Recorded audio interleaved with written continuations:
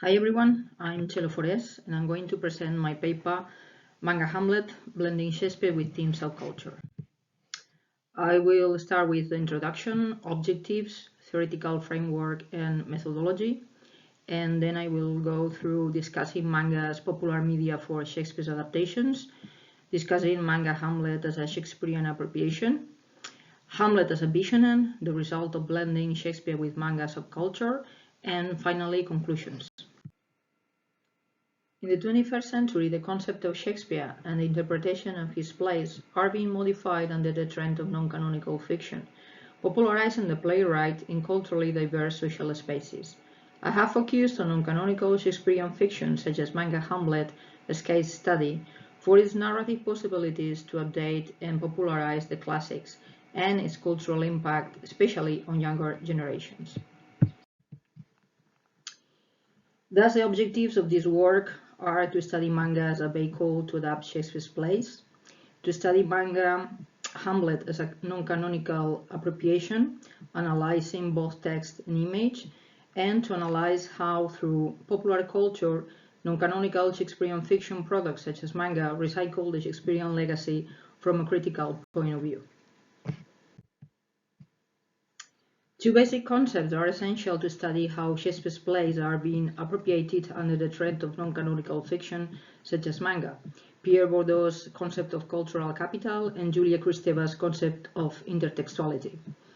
Also, this work makes use of an interdisciplinary methodology to study the expansion of Shakespeare's appropriations and updating through mediated Shakespearean manga versions. Thus, I apply a combination of different theories such as Linda Hutton and Julia Sanders' works about adaptations and appropriations, Douglas Lanier's theories about popular culture and Shakespeare, Kevin Wedmore's theories about Shakespeare in graphic novels, and Yoshihara's work about Shakespeare in manga, and Henry Jenkins' idea of convergence culture. In the process of transformation to catch young people's attention and make Shakespeare's plays more accessible, there is a kind of cultural exchange in progress, where Shakespeare renders his cultural capital to the youth popular culture products, which in turn contribute greatly to update his message for young contemporary audiences. Comics are a media in its own right, as comics have their own aesthetic and their own methods of narrative that combine words with image. Therefore, we can consider graphic novels as a literary visual genre, and we need to take into account this double paradigm in order to study and analyze comics adequately. There are two periods of comics, and especially related to Shakespeare. The first period, from the 50s, epitomized by the classics illustrated as illustrated adaptations of Shakespeare plays, very dependent on the text, aimed at children and involved with prejudices, and the second period from the late 80s and early 90s onwards that mark a shift in the age and the content aimed at young adults. Lanier points out that through the process of converting Shakespeare to visual form, at the same time, graphic novels represent a curious retextualization of Shakespeare, as the Shakespearean text is adapted following the tenets of popular visual media and their proper modes of reception. Thus, for him, the so-called mangafication of Shakespeare is a special case of the process of retextualization or recontextualization of the bard, which takes profit of manga expressionist style to define a freer way to convey meaning to Shakespearean versions. Japanese manga is an established and influential genre in Japan, also with many subgenres, and in Western countries it's especially a genre for the youth market. This is an example of the constant power of adaptation of Shakespearean text to new context, also making possible the consideration of manga as a genre with literary value, as it is able to adapt Shakespeare's plays to its language and format. In this sense, Wedmore cites the influence of manga, comic book, and animated cartoon, on Japanese theater artists in the 80s and 90s, creating a kind of manga discourse where plays engage in intertext with graphic novel culture. Furthermore, we may also trace the connection of manga with cinema, not only made in Japan but also Western productions, especially when telling stories which make reference to Japanese settings, such as Tarantino's Kill Bill Volume 1 and 2. In both Tarantino's productions, the depiction of characters, the aesthetic style, and the narrative pace are clearly related to manga and anime codes. The antagonist character of O-Ren Ishii has many references to manga and anime. In fact, her story and the telling of her past are shown through a short anime inside the footage of the film production. O-Ren's appearance is deeply influenced by the heroine of the serialized manga Lady Snowblood, a dangerous young woman seeking vengeance. Furthermore, the cultural framework of manga fits well with Shakespeare's plays, especially in visual style and narrative contents, as both use the topic of revenge extensively, with all its plots, complications, including the representation of violent scenes which show the consecution of the Avengers' aim, and thus updating the principles of the revenge tragedies to the fashionable context of manga. From the 60s, some manga works have had a great success in adapting Shakespeare, but many of them remain successful in Japan or only well known outside in restricted Western cult and fan circles. Although there are some exceptions, such as Manga Shakespeare series, a British creation following the standard of Japanese manga and taking advantage of this fashionable genre and its power to catch teenagers' interest through a visual content which generates a deep cultural and aesthetic identification among their followers. Between 2007 and 2009, Self-Made Hero published 14 titles starting with Hamlet and including Romeo and Juliet, The Tempest, Macbeth, and A Midsummer Night's Dream, among others. This way, the cultural exchange between highbrow and lowbrow cultures, between elite and popular works and media, has been materialized in Manga Shakespeare series, which blends different local or national cultural traditions to reach a new global original phenomenon. The authors of Manga Hamlet, Richard Apinanesi, writer of the script, and the illustrator Emma Biacelli, made considerable changes in their visual version while keeping Shakespeare's English. In approaching the Shakespearean text, Manga Hamlet maintains the original language, but the play script is a bridge to the limit to keep just the essence of the story. In the first pages, the characters are introduced as a theatrical representation of dramatis personae. Manga Hamlet is placed in a post-apocalyptic world with cyborgs, transposing Hamlet into a dystopian future world, with all the meaningful implications that this may have for its interpretation. Manga Hamlet relocates the play to the 22nd century, and the first page establishes the setting where a global climate change has devastated the Earth, and there is a cyber world in constant war. With respect to the visual art, the book follows the style and conventions proper of manga comics, using black and white drawings.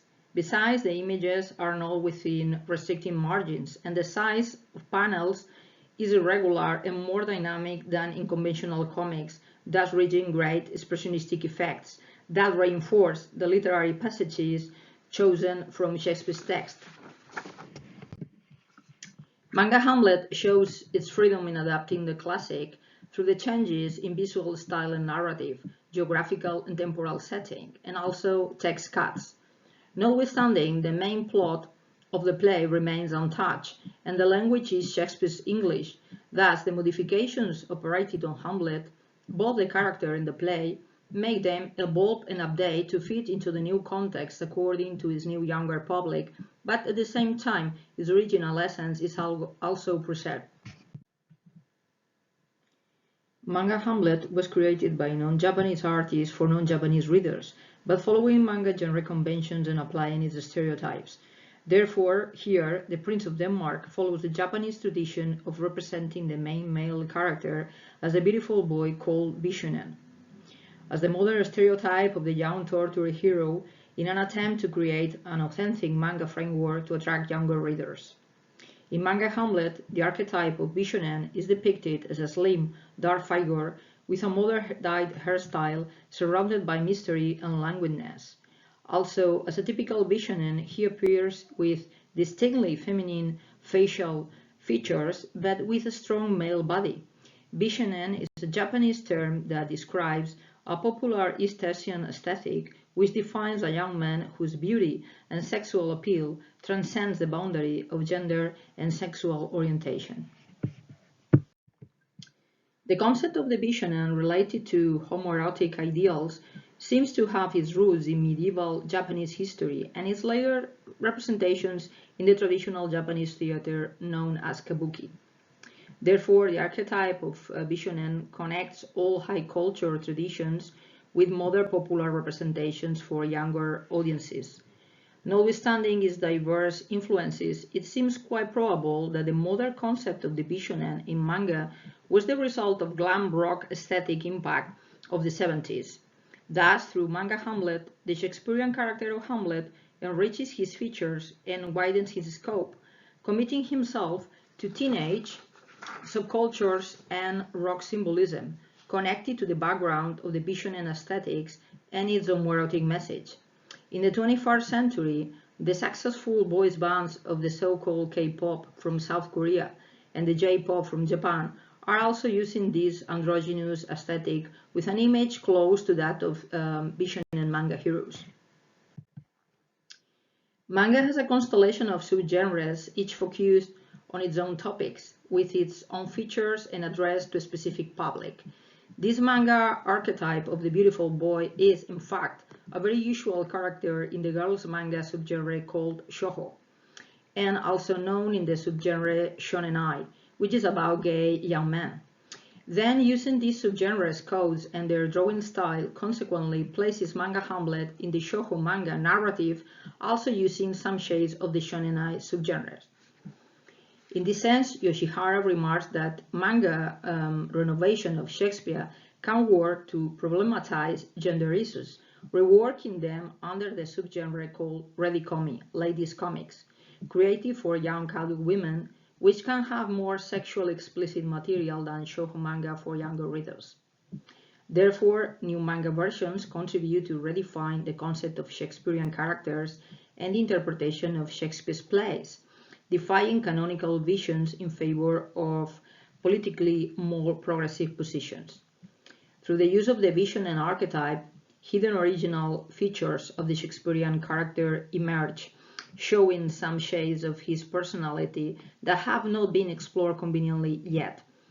These new shades of Hamlet's personality bring together also the recalibration of his relationship with an empowered Ophelia, who gains a more powerful presence in Manga Hamlet version, especially through manga visual clues. Finally, the conclusions. Manga comic is a new vehicle for adapting the classic to new times and new demands. And through this adaptation, the visioning features are attributed to the Shakespearean hero, who finds a new identity through the conventions of a non-canonical fiction genre such as manga, that gives the visual and narrative framework to make possible this transformation. Thus, Manga Hamlet also marks the indebtedness of popular current fiction on Shakespeare's works, where Shakespeare's cultural capital is activated through the intertextual associations evoked by non-canonical fiction. With more radical appropriations such as Manga Hamlet, there is a parallel move which expands and opens Shakespeare's works, popularizing the playwright in culturally diverse social spaces and transforming the way we understand Shakespeare's plays today. So thanks very much for listening to me.